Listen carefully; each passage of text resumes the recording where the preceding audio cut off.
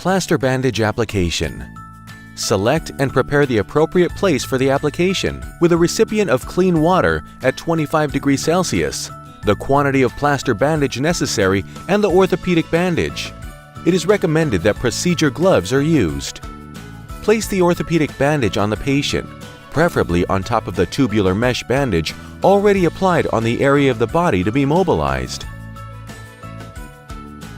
Introduce the plaster bandage into the water obliquely at an approximately 45-degree incline and wait 3 to 8 seconds and squeeze gently, allowing excess water to drain.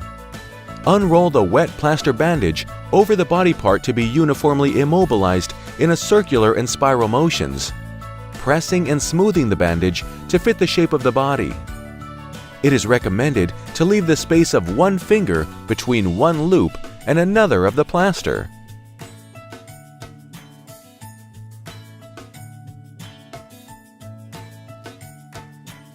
Fold the remains of the tubular mesh bandage at the extremities, and then repeat the process of the application of the plaster bandage.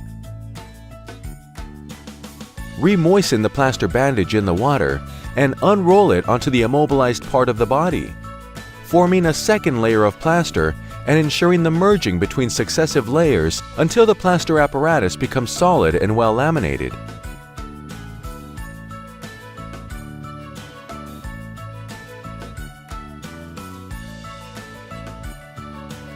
Clean the patient's skin if necessary.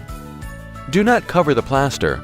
Allow air to circulate around it to facilitate the release of moisture. In approximately 5 minutes, the hardening of the plaster can be noted, varying according to the size of the plastered apparatus.